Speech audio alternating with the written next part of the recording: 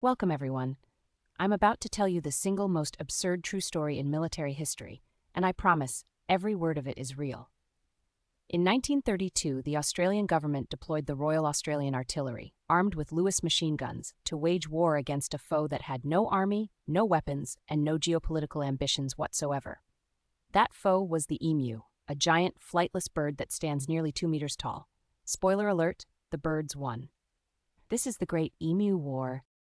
Here's our battle plan for today. First, we set the scene. Why was Australia in such a precarious position that sending the army after birds seemed like a sensible idea? Then, we meet our feathered adversary. The emu is far more formidable than most people realize.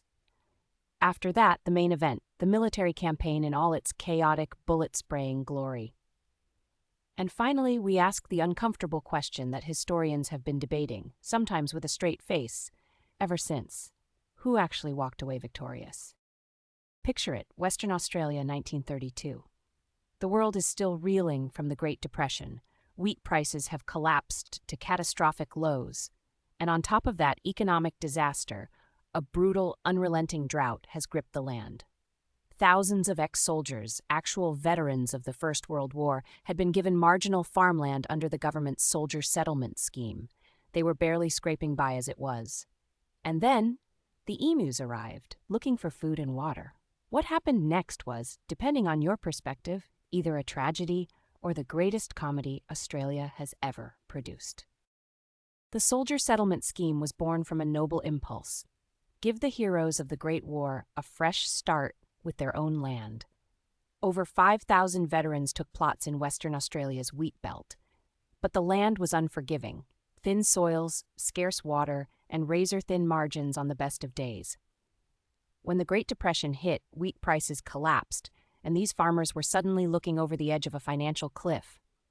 Then the drought of '32 came along, dried up every inland water source, and tens of thousands of emus, hungry, thirsty, and utterly indifferent to human property rights, started marching toward the only green things left, the farmers' wheat crops. Now let's talk about the enemy.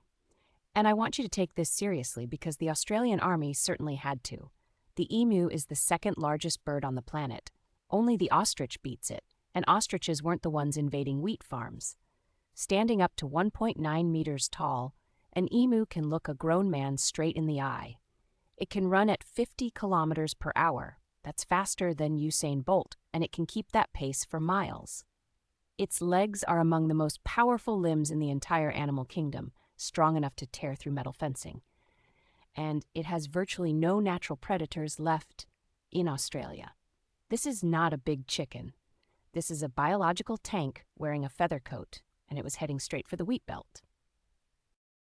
Here's the math that turned a wildlife nuisance into a national crisis. Inland Australia was bone dry. The drought had cooked every waterhole and every patch of edible vegetation across the emu's natural range. So the birds migrated, 20,000 of them. They descended on the Campion and Walgoolan districts like a feathered plague. And they didn't just peck at a few seeds. They trampled entire fields, tore through the rabbit-proof fencing that farmers had spent years building, and devoured the wheat that was supposed to be these veterans' last chance at staying solvent. The farmers were watching their livelihoods get eaten alive, one beakful at a time. And so the farmers did what any desperate group of citizens would do when facing an overwhelming natural threat. They asked the government to send in the army. Not metaphorically, not as a joke. They formally petitioned the Minister of Defense, Sir George Pearce, requesting military-grade firepower to deal with a bird infestation. And in October 1932, incredibly, the government agreed. The Royal Australian Artillery was deployed.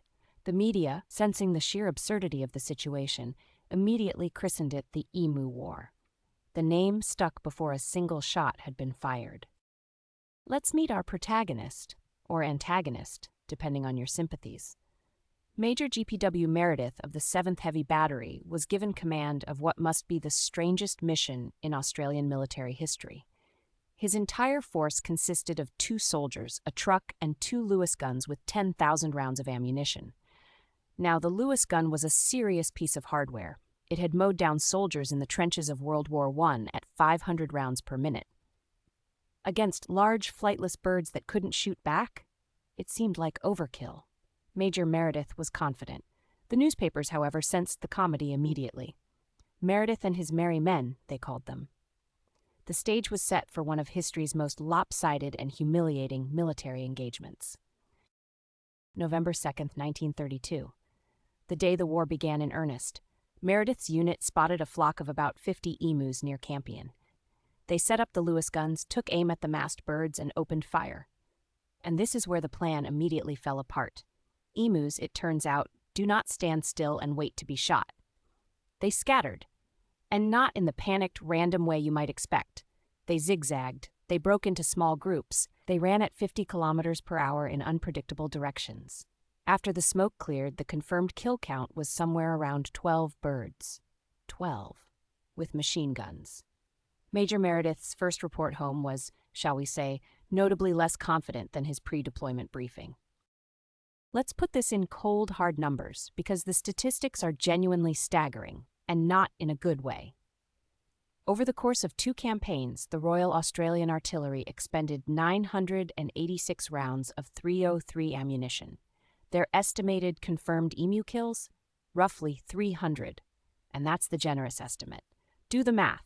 That's more than 3 bullets per bird, assuming every bullet that hit an emu actually killed it, which many didn't. Meanwhile, the total emu population in the region hovered around 20,000. The Army had eliminated maybe 1.5% of the enemy force, and the number of successful military outcomes, defined as actually solving the problem the operation was launched to solve, was exactly 0. The emus remained. The crops remained threatened. The only thing that had been decisively defeated was the Army's dignity.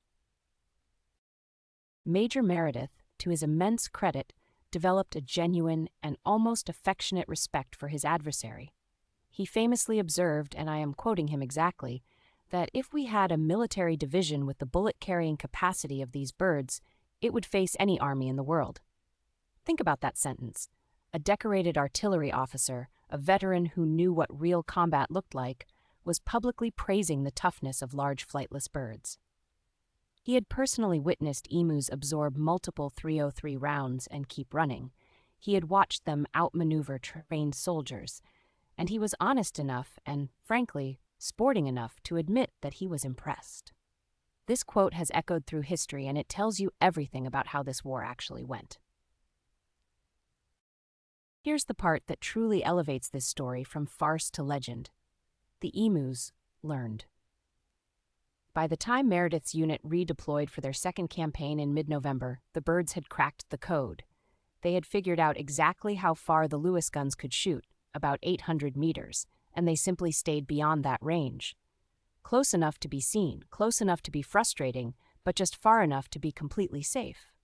They deployed what modern military strategists would call guerrilla tactics, splitting into small, highly mobile units, using folds in the terrain for cover, and as Meredith himself noted with barely concealed frustration, posting sentries.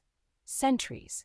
The only strategy that produced any results at all was lying in wait near waterholes, which felt less like warfare and more like a very inefficient hunting trip. After 2 campaigns, nearly 1,000 rounds of ammunition, and an embarrassingly low number of emu casualties, the military withdrew. The government quietly pulled the plug on Operation Emu in December 1932. Major Meredith was reassigned to less ornithological duties. The emus, meanwhile, stayed right where they were, eating crops and living their best lives on the veterans' farmland. So let's ask the question that has echoed through the decades, with varying degrees of sarcasm and genuine military history nerdery, who actually won the Great Emu War? And so here we are. The Army packed up and went home in December 1932. The government, perhaps wisely, declined to authorize a third campaign, presumably because someone ran the cost-benefit analysis on machine gun ammunition versus dead birds and nearly fainted. The emu population endured. The crop damage continued. Eventually, the government dusted off the old bounty system, paying farmers per emu killed, which, in a shocking twist, proved far more effective than military intervention. The Great Emu War became a global punchline. Newspapers from London to New York covered it with undisguised delight, and the story has never really gone away. In 2022, the 90th anniversary brought documentaries, National Geographic features, and an avalanche of internet memes. Nearly a century later, this gloriously absurd chapter reminds us of something genuine. Nature doesn't follow human scripts. Hubris is remarkably easy to mock when it's wearing feathers, and sometimes, just sometimes, the bird gets the last laugh. Thank you for joining me on this journey. May you never underestimate an emu.